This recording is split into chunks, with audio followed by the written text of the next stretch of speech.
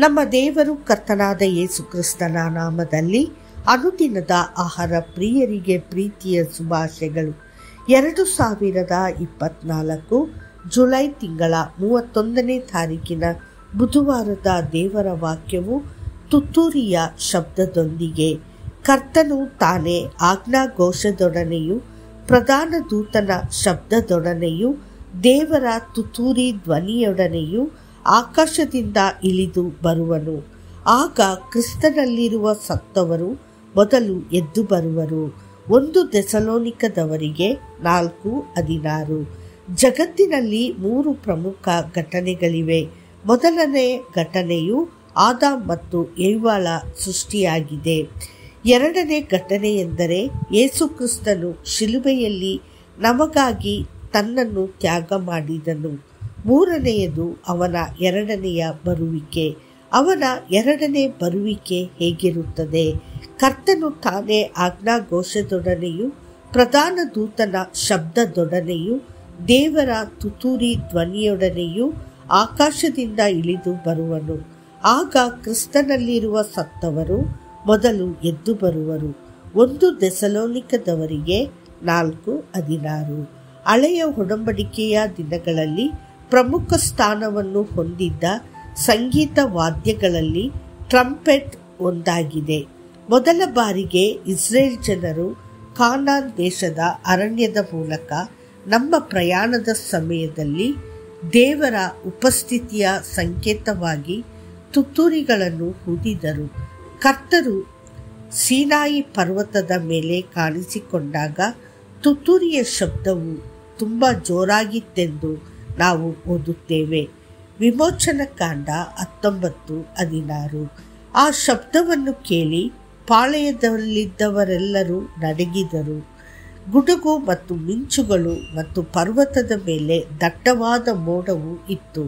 ಆದುದರಿಂದ ಪಾಳೆಯದಲ್ಲಿದ್ದ ಜನರು ಕರ್ತನು ದಹಿಸುವ ಬೆಂಕಿ ಎಂದು ಅರಿತುಕೊಂಡರು ಮತ್ತು ಅವರೆಲ್ಲರೂ ದೇವರ ಭಯದಿಂದ ತುಂಬಿದ್ದರು.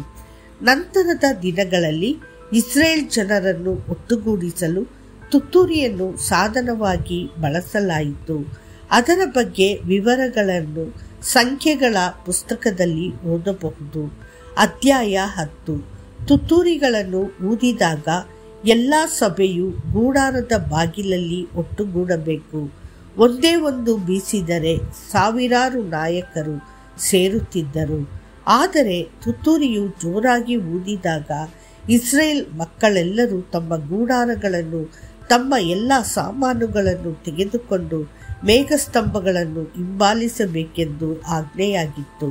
ಹಳೆಯ ಒಡಂಬಡಿಕೆಯ ಯುಗದಲ್ಲಿ ದೇವರನ್ನು ಸ್ತುತಿಸಲು ಮತ್ತು ಆರಾಧಿಸಲು ತುತ್ತೂರಿಯ ಧ್ವನಿಯನ್ನು ಸಹ ಬಳಸಲಾಗುತ್ತಿತ್ತು. ಮೋಶೆಯ ಕಾನೂನಿನಲ್ಲಿ ಆಜ್ಞಾಪಿಸಲ್ಪಟ್ಟಂತೆ ಆಸಾಫನ ಕೀರ್ತನೆಯನ್ನು ನೆನಪಿಸಿಕೊಳ್ಳಲು ಇದು ಜ್ಞಾಪನೆಯಾಗಿ ಕಾರ್ಯನಿರ್ವಹಿಸಿತು. ಕೀರ್ತನೆಗಾರನು ಹೇಳುತ್ತಾನೆ, ಅಮಾವಾಸ್ಯೆಯಲ್ಲಿಯೂ ನಮ್ಮ ಉತ್ಸವ ದಿನವಾಗಿರುವ ಪೂರ್ಣಿಮೆಯಲ್ಲಿಯೂ ಕೊಂಬನ್ನು ಊದಿರಿ. ಕೀರ್ತನೆಗಳು 81:3. ಈ ಕೊನೆಯ ದಿನಗಳಲ್ಲಿ ನಾವು ನಮ್ಮ ಕರ್ತನ ಬರುವಿಕೆಯ ಸಂಕೇತವಾಗಿ ದೇವರ ತುತ್ತೂರಿ ಊದುವುದನ್ನು ಕುತೂಹಲದಿಂದ ಕಾಯುತ್ತಿದ್ದೇವೆ. ಆಗ ಕರ್ತನು ಎಣ್ಣೆ ಮರಗಳ ಗುಡ್ಡದ ಮೇಲೆ ಇಳಿಯುವನು. ಆದರೆ ಸಂತೋಷದಿಂದ ತನ್ನ ಮಕ್ಕಳನ್ನು ಒಟ್ಟುಗೂಡಿಸುವ ಪ್ರೀತಿಯ ತಂದೆಯಾಗಿ ಇಳಿಯುತ್ತಾನೆ ಮತ್ತು ಅದ್ಭುತ ರಾಜನಾಗಿ. ತುತ್ತೂರಿಯ ಧ್ವನಿಯನ್ನು ಕೇಳಿದ ನಂತರ ಕ್ರಿಸ್ತನಲ್ಲಿ ಸತ್ತವರು ಮೊದಲು ಎದ್ದೇಳುತ್ತಾರೆ. ನಂತರ ಜೀವಂತವಾಗಿರುವ ಮತ್ತು ಉಳಿದಿರುವ ನಾವು ಗಾಳಿಯಲ್ಲಿ ದೇವರನ್ನು ಭೇಟಿಯಾಗಲು ಮೋಡಗಳಲ್ಲಿ ಅವರೊಂದಿಗೆ ಒಟ್ಟಿಗೆ ಹಿಡಿಯಲ್ಪಡುತ್ತೇವೆ. ಇಸ್ರೇಲ್ ಹಬ್ಬಗಳಲ್ಲಿ ತುತ್ತೂರಿಗಳ ಹಬ್ಬವು ಅಗ್ರಗಣ್ಯವಾಗಿದೆ. ಇದನ್ನು ಇಸ್ರೇಲರು ಪ್ರಮುಖ ಹಬ್ಬವಾಗಿ ಆಚರಿಸಿದರು. ಆದರೆ ನಾವು ಹೊಸ ಒಡಂಬಡಿಕೆಯ ಯುಗದ ಭಕ್ತರು ಕರ್ತನ ಬರುವಿಕೆಯನ್ನು ಅತ್ಯಂತ ಪ್ರಮುಖ ಹಬ್ಬವಾಗಿ ಆಚರಿಸಲು ಎದುರು ನೋಡುತ್ತೇವೆ.